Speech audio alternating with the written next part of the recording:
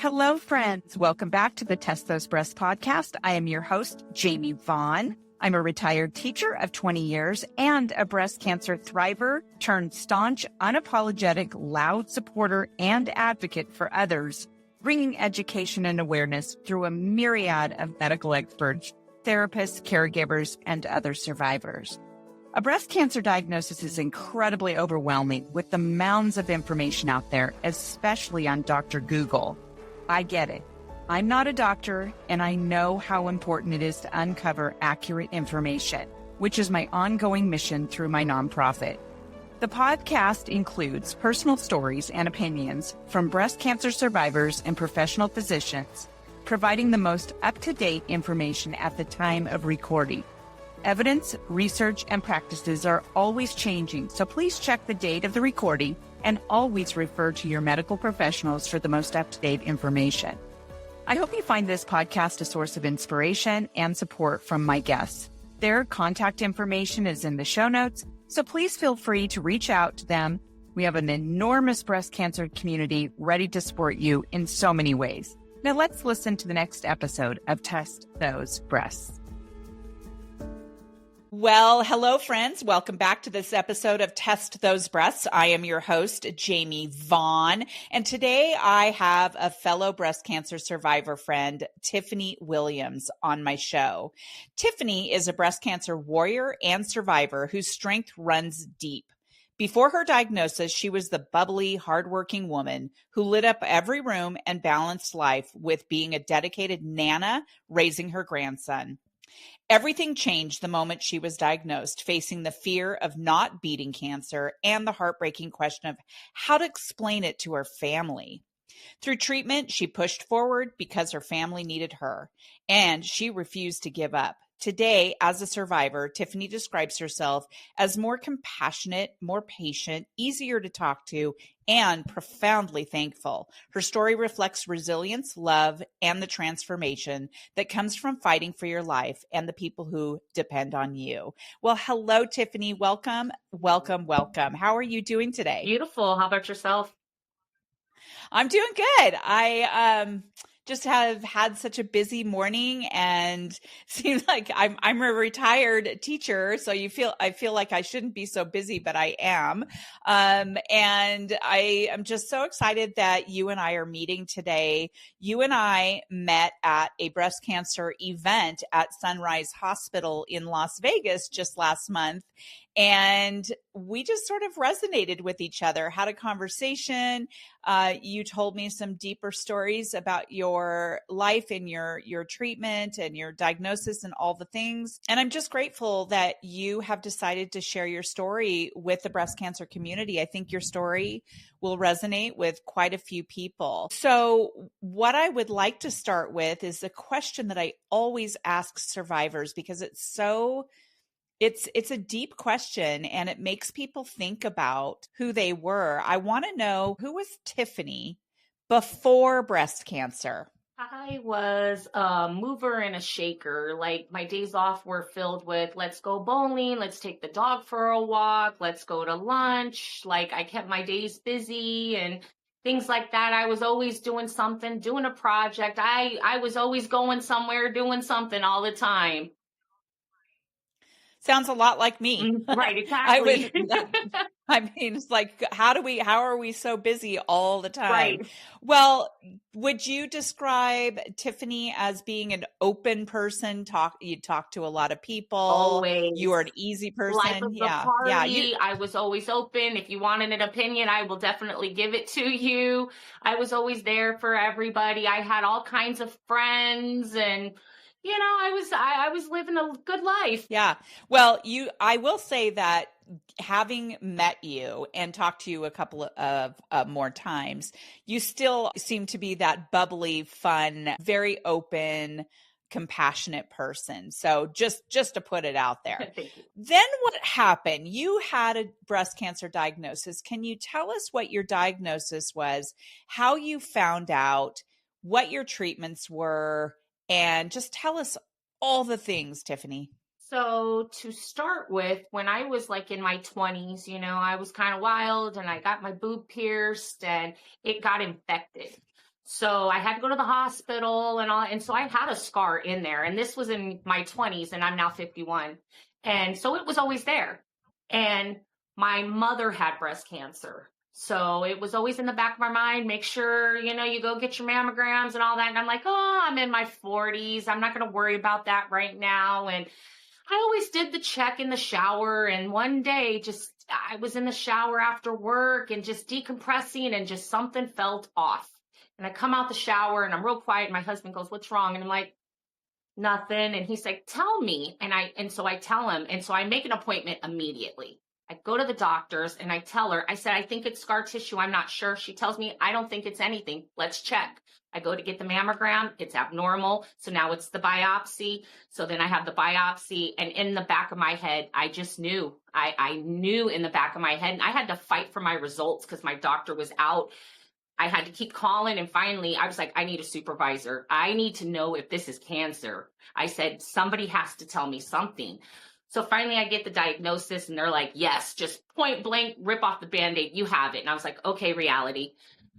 So now I go to see the oncologist. I ask him, hey, can you tell me what stage do you think this is? Where am I at? And he goes, well, looking at this, it could be a 1, maybe a 2. I think you just caught this on time.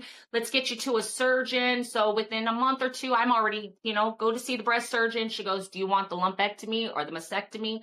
I said, free boobs. And then I was like, no. Let's get this out of me. We'll deal with that later. Let's just get this out of me. I am so glad that I did, because I had surgery the very next week. My tumor was 9.5 centimeters and was already spreading into my lymph nodes. So that makes it stage 3, and it was already spreading through my body. So we went with radiology. And so I did 6 weeks of radiation therapy, and we're on the mend right now. Very good. Did you go through chemo as well? I didn't do chemo. They said, when I was asked, he said on a scale of 1 to 15, I would say you don't need it. But I was right at 16, between 15 and 16. He goes, I have lobular cancer, which he says grows sideways. Oh. He says, so the chemo might not even help that. And I said, you're the doctor. Tell me. I said, do I need to have it? Because very vain of me. I was like, I don't want to lose my hair. But I said, if I need it, please tell me, because I want this out of my body 100%. And he goes, let's try radiation. And so we did 6 weeks of radiation, and so far so good. I just saw the breast surgeon and had my mammogram last month, and we're looking good. That's awesome. It's just so confusing. When I was diagnosed, I just went into a whirlwind of things I just didn't know. Right. There were so many myths, and I couldn't figure out why it was that other people who had breast cancer didn't have chemo, or had surgery first and then chemo. And I was doing chemo first and then surgery, and then I didn't have to do radiation. It's like, what makes it that some people have some treatments and some people don't? But it's interesting, because you're the first person that I've spoken to, at least that I know of, who was at stage 3 with that big of a tumor, who didn't have to have chemo. Right. Very my interesting. My mom, both times, she had breast cancer twice, and my mom had to have chemo both times. So I think if they would have known in the beginning what they knew at the end, I think it would have went a different way. And so you had to watch your mom go through all of that. And you saw her lose her hair and all the things, and you didn't want to go through that because it's traumatic. It's traumatic. I remember when I found out I had to have chemo, and I asked my oncologist, I go, am I going to lose my hair? And she's like, yeah. You're going to lose your hair. And I was fucking devastated. Yeah. I was like, because I always had long blonde hair like you. Yeah. I just could never picture myself with short hair. And so my friends took me to go get this badass haircut. It was like this A-line. It shaved the whole side of my head. It was awesome. I saw the picture. There were like 3 or 4 of my friends that took me, and I ended up really loving the haircut itself. But then my first week of chemo, it started falling out that week. And then my husband shaved it. And by that time I had already accepted that I was going to be bald and all of that. And now I just keep my hair short just because I like it now. So it was like I was forced into it and I'm okay with it. So, anyway, okay. How old were you when you were diagnosed? 49. 49. Okay. I am wondering, you said something just a little while ago about how you had to fight for your results. You had to, kind of advocate for yourself, essentially. 100%. Is that something that Tiffany would have done in her younger years, in her 20s or 30s? Oh, no. I'd have been like, you know what? The results are what they are. If they were really important, they call me. I'll just wait for them to call me. Yeah. It's amazing how much more brave we get when we get older, right? Yes. Start really like I want to know what's going on with my body. I know I learned how to advocate for myself quite a bit when I was diagnosed and through all my treatments. So awesome. Well, okay. So you're all good now. I know that you told me something when we were in Las Vegas that you really didn't talk about your cancer diagnosis. Can you explain to our audience why that is? I felt that I didn't want no one to feel sorry for me. Like, oh, poor Tiffany, I didn't want to burden anybody. So I kind of just took it all and just put it inside and just kept pushing. The only people that knew were my coworkers. And that was because I had to take time off for surgery, because my whole time during radiation, I would go to radiation and I'd go straight to work right afterwards. I was straight at work afterwards. So, and nobody knew. I was serving because I'm a server, and I was moving and shaking and serving people. And you would have never known that I was just had radiation treatment, and I was going through something super personal in my life at the very same time. So it has taught me a lot. Right. You must have been exhausted. Yeah. I remember one day, because I do work in the airport, and it was super busy, and I was coming to the end of treatment, and with radiation that last week, you get this like mega dose. And I remember just sitting on the computer like this, going, take a breath. You can do this. You can do this. And my body was just like, oh my God, I'd rather be in bed right now. But I just downed a water and was like, all right. And then my husband picked me up and I was like, I want to go to bed so bad right now. Right, right. So you had mentioned that you were going through other personal things when you were diagnosed. I feel like these stories start really, kind of emerging, and we start reflecting on what our life looked like before and what was happening. Mm-hmm. Do you want to share about that? I can. My very first day, I accepted, okay, here goes radiation, I'm ready. And I go, and you get these little dots. So I have these 3 little dots right here for direct, radiation therapy. And I'm in an okay mood, and you get this mold that you put behind your head. So I'm like, all right, first day, here we go. I got this. This is painless. So I drive myself there because I know I'm in and out. And so I come out, and my husband gets off work, and I'm like, okay, let's go to the store. Very same day, first day of treatment. And we're going through the store, and I'm pushing the cart, and my phone rings. And I'm like, I recognize the ring is like through a messenger app. And I'm like, oh, let me just turn my phone off. And it's my ex-mother-in-law. And as soon as I saw her name, I knew it. And she told me my daughter had passed. So all in that same day, I just stood there. And this is where the compassion comes from, and the empathy, because nobody knew around me what I was going through. Nobody knew I had just come out of radiation or, going to get my dots. And nobody knew that right at that second, I'm just getting smacked with, I only had 2 children. So she was my youngest. It was my daughter. And I just stood there with my sunglasses on and tears just going down my face. And I'm like, okay, now what? How do I deal with you're doing cancer and your daughter just passed? And I'm like, what do you deal with first? And I just took a deep breath and go, okay, life, here I come. Right.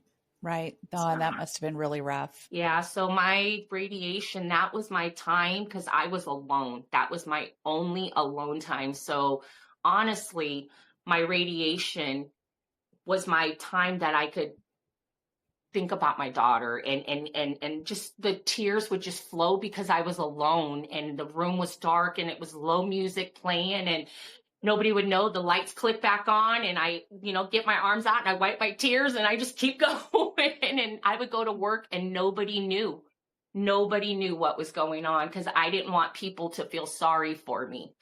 And then when I met you and I was like, it's okay. You can talk about this. There are other people out there that are just like you that have, and so you, thankfully, you came into my life and helped open me up a little bit more. And now I'm able to actually speak about it a little bit more. And I wear my bracelets to work. And so now I've actually been able to talk to a few of my guests. They're like, hey, do you know anybody going through that? And I'm like, yeah, actually I am, So thank you. Yeah, no, I love that.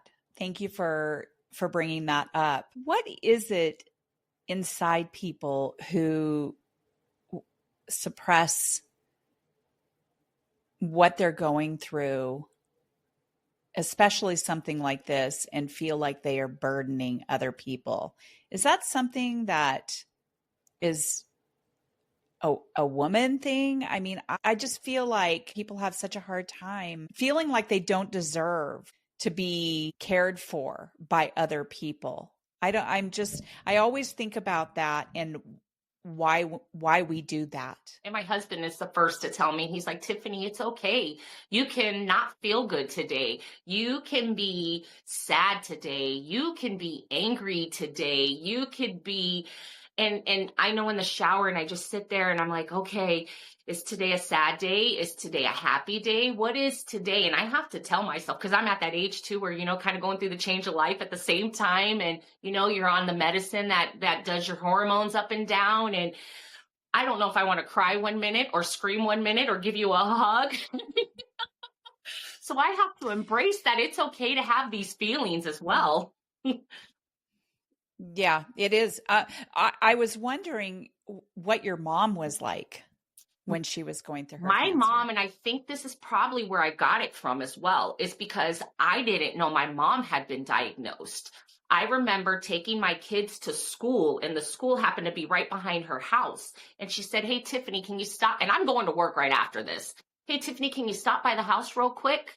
And I said, sure, no problem. And I come in and she takes off her hat and there's bald spots. And I was like, whoa, what happened to you? And she said, Tiffany, I have cancer. Will you shave my head? And I'm like, Mom, I'm going to work.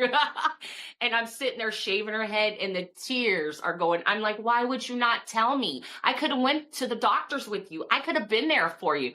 She said the same thing. You have a busy life. I didn't want to burden you. So now I think about it. That's probably where I got it from too, is I don't want to burden nobody. I don't want to bother nobody. Okay. Yeah. I was kind of curious about that. Yeah, and how old were you at the time? Believe it or not, me and my mom, she found out she had cancer at 49 as well. So I caught it at the same age that she did. So I would have been in my early 30s when I found out. And then my mom passed when I was 39. Okay. Did she pass away from her breast cancer? No, she had breast cancer twice and then died of lung cancer. So she had cancer 3 times in 10 years. Oh my goodness. And I held her hand and she died. And I told her it was okay. I got this. And, just put on my big girl pants. And yeah, I told her it was okay. And I watched her pass from lung cancer. There you go. You said you put on your big girl pants. Yep. Like you felt that you needed to just plow right through and not hold empathy for yourself and any kind of compassion. You just had a life to run. I tell my husband when he tells me, you're one of the strongest women I've ever met. And I said, do you know how many of us are out there? And I said, I have to be thankful that I woke up today. So many people didn't wake up today. I am thankful that I have a cancer that is actually beatable. I am so thankful that I have a roof over my head. I have pretty much my health besides, the C thing going on. But other than that, there are so many people that have it so much worse than I do, So be thankful for what you have. Yeah, there you go again. So I think that 2 things can be true at the same time. we can be strong and get up every day and go do what we need to do. And we can also feel weak and pissed off and profoundly sad at the same time. Yes. And I think that some people don't think that they are strong if they show that more vulnerable side. And I will tell you that I understand it, but I will tell you that one of the reasons I started this podcast was it was a healing mechanism for me. And, some people write a book, some people do a blog or whatever it is. I podcast. I like to talk to people. I like to talk to people about their different circumstances, what they've gone through, what their thought process is. And it finally at some point clicked for me that when I was showing my vulnerability and pissed offness and deep sadness, I finally realized that did not mean that I was not strong. So I'm hoping that's something that you can also bring to your life and to embrace all of the emotions, and still you get to be strong. Right. You've helped me open up a little bit more. And when I tell you the little bit of weight it takes off of you each time, instead of internalizing everything and just holding it in and not getting any answers because you're not talking to anybody about anything. Every time you talk about it a little bit more, it just lightens the load just a little bit more. And I find myself, sharing my story now and helping others, because there's other people that are like, oh, I didn't know that. And I'm like, believe in yourself, trust yourself, know your body. There's never an age that is too young. I remember asking, who was their youngest patient in the radiology department? I said, who's the youngest person you've ever had in here? And she said, believe it or not, it was a girl that was 22 years old. Mm-hmm. So I said, it's there's not an age, limit to cancer. So, don't think that you shouldn't be checking while you're in your 20s, that's an old lady thing. You should be, knowing your body when you're still young. Mm-hmm. Bingo. Right there. And that is why I focus on a couple of different types of people. One, the younger folks, men and women. Right. Okay. So men can get breast cancer, and I know men who've had breast cancer, which, and I never knew that could happen. So younger women in their 20s and 30s that I have interviewed before, but also for people who've never even been diagnosed. And I had a friend of mine one time ask me, why is part of your audience people who've never been diagnosed? And I said, because they need to know, they need to be aware of their body. They don't know what they don't know. And when they're younger, it's harder for them sometimes because they really have to advocate for themselves. Yeah. There are doctors who are fantastic out there, and there are doctors who are dismissive. And so knowing what your genetics are, and, people who have breast cancer in their family, there are more people who get diagnosed who don't even have it in their family. Right. And that would be me. I'm one of those. And so I teach breast cancer classes because that's part of my survivorship. And when I was asked to come and speak to all of you at Sunrise Hospital, that is life to me. That is something that I love to do, because I know that there are survivors out there who don't talk about the hard stuff. They don't talk about sex. They don't talk about their internal feelings or anything like that. And one of the questions I talked about there was caregivers. So your husband, I got to meet him. He was a really wonderful man. He's a good support system. Good. So you were one of the people who had a good caregiver. Clearly you had a good foundation for your marriage, because sometimes if the foundation isn't super strong, and even if it is, sometimes it really can rock the boat of a marriage. How was that with you and your husband? Well, like I said, when Did I you? first came out the shower and I was like, something's wrong. And he kept going, Tiffany, you're fine. I've touched your boobs. That's that scar. That's what that is. And I'm like, no, I'm telling you. And then he kept, and I was like, you know what? Let's stop talking about this. I'm going to go to the doctors and then they're going to tell me what's wrong. And like I said, even the doctor said, you're fine. Nothing's wrong. Let's still do more testing. Yeah. I want a definite answer. But it's a first. He's never dealt with this either. Because I'm a very strong and independent person, I said, let me internalize this for a moment. And when I'm ready to share, and he's like, I'm here, Tiffany. I'm not going to burden you. I'm not going to bombard you with questions. But I caught him on his phone, looking up things for me. And he's like, Tiffany, I'm here if you want to talk. And he was at all my appointments. He held my hand as I was going into surgery. He was taking all the goofy pictures I asked him not to take, with my bouffant on going, being rolled down the hallway. But he has been there and up at 4:00 in the morning with me when I wasn't feeling well, and telling me it's going to be okay, and he's still going to be there. And, he's been great. What's his first name again? Sean. Yes.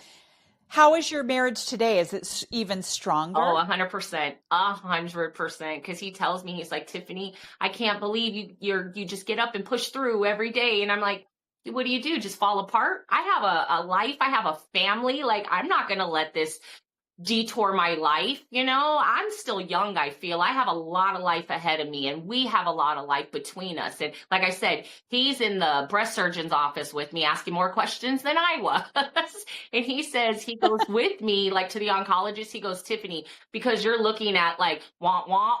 And he tells me all the numbers when I get back home, because I'm so nervous when I go to these appointments. Like, I'm catching every other word that they're saying. I'm like, just tell me, is it fatal? Tell me, what is it? What is something going to happen to me worse when this is all over? One thing I do want to tell people that they did not tell me, I live here in Las Vegas.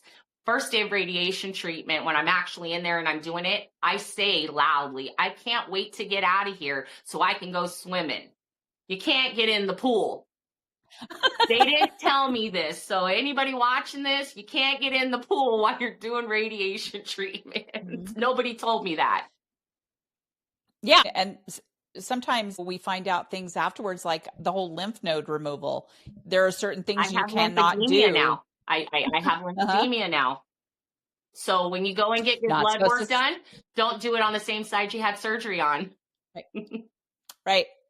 No more tattoos. Nope. Can't sit in the hot tub. I do anyway. Showers, but can't have the hot showers. Yeah. Mm-hmm. Yeah. Those are all my favorite freaking things. That's what I said. So in your survivorship, I know that you are just real new at really talking about things and helping others. What do you envision yourself doing moving forward to help the breast cancer community?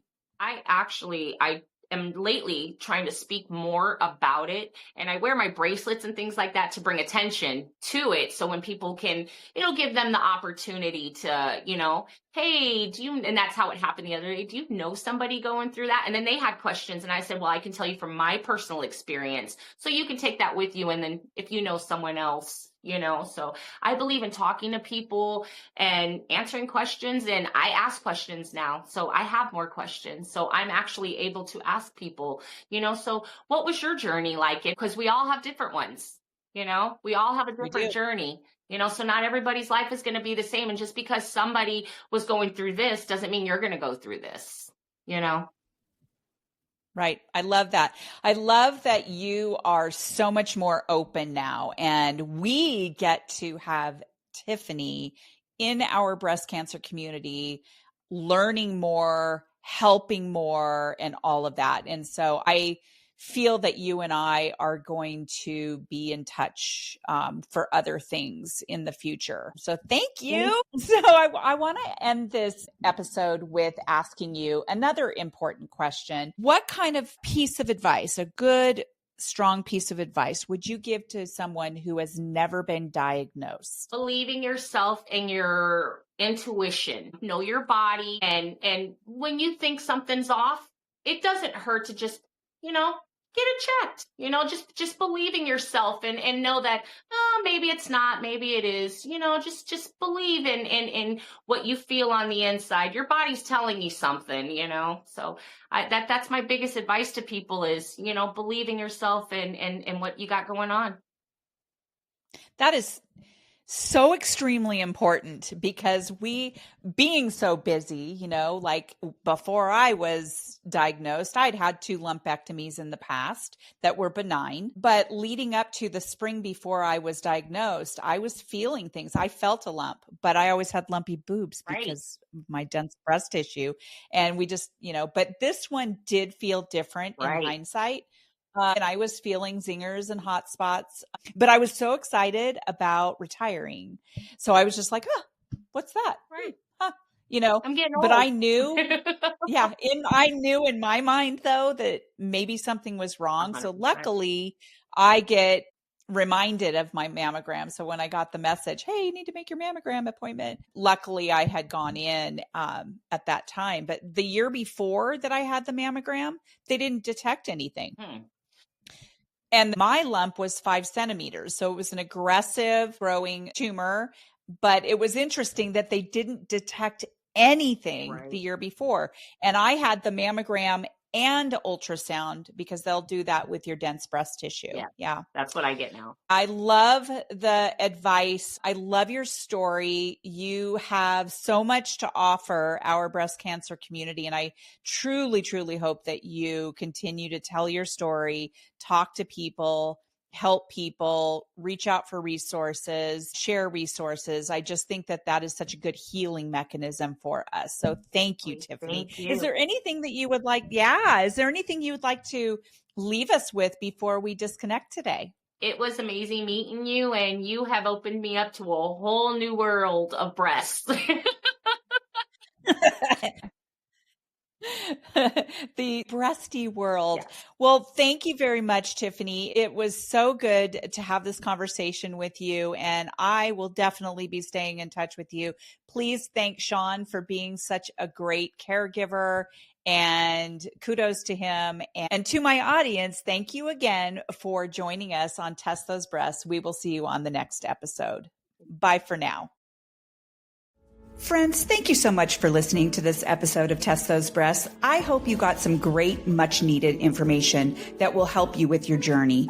As always, I am open to guests to add value to my show, and I'm also open to being a guest on other podcasts where I can add value. So please reach out if you'd like to collaborate. My contact information is in the show notes. And as a reminder, rating, reviewing, and sharing this podcast will truly help build a bigger audience all over the world. I thank you for your efforts. I look forward to sharing my next episode of Test Those Breasts.